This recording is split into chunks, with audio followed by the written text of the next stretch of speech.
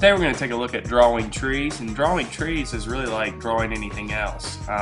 There's a couple things that I'm going to share with you. First of all, you want to draw the tree from the ground up. So you want to think about how a tree grows from the ground, and that's where I usually start my drawing. So I start with the trunk and work my way out.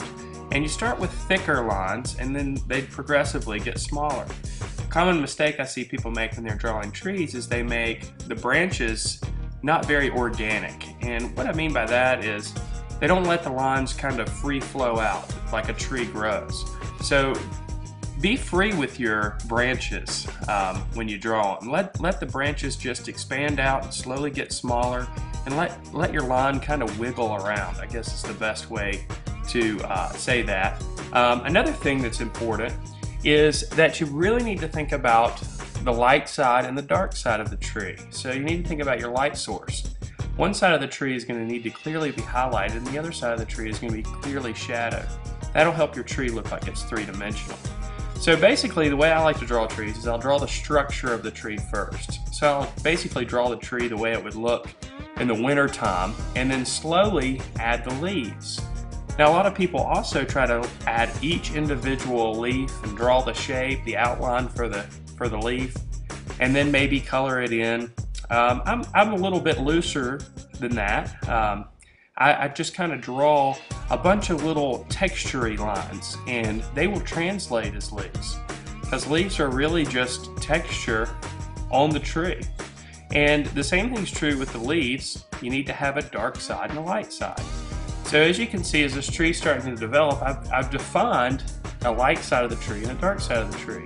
And progressively I'm adding more and more leaves. And you can add as many leaves as you want, or you can let it be sometime in the fall or autumn where some of the leaves have fallen off.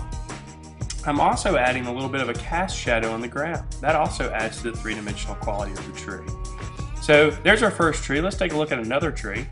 And in this case, I'm going backwards. I'm drawing the shape of the tree and then defining the trunk. So you kind of have to look at the shape of the tree and decide which way to approach it. Again, with this tree, I'm going to define the dark side and the light side of the tree, and I'm just going to create that shadow in that form by adding the value. Now when I'm making the marks with the pencil, I'm trying to create the texture of the leaves on this tree. These leaves are really small and pointy type leaves. So the texture I'm creating are really small pointy type lines.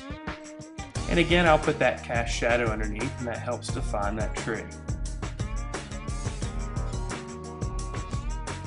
Alright, we'll do one more tree here. And this time I'm starting with the trunk, and then I'm just going to go ahead and start making the texture of the leaves.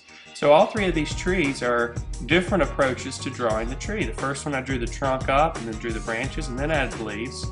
The second one I drew the shape of the tree, then added the trunk. And this third one, I started with the trunk, but now I'm drawing the leaves because this tree is going to have more leaves on it. So you're going to be able to see less of the branches. And again, it's all about defining the light side and the dark side. And in this case, you can really see the difference between the light side and the dark side of the tree. It's all done with just texture, and it'll translate as leaves. You know, one thing that might help you with this is if you kind of squint your eyes and see the tree a little bit blurry, those values will stand out, the dark values and the light values. So drawing trees doesn't have to be hard. You just draw what you see, be loose, define the texture, and define the light source.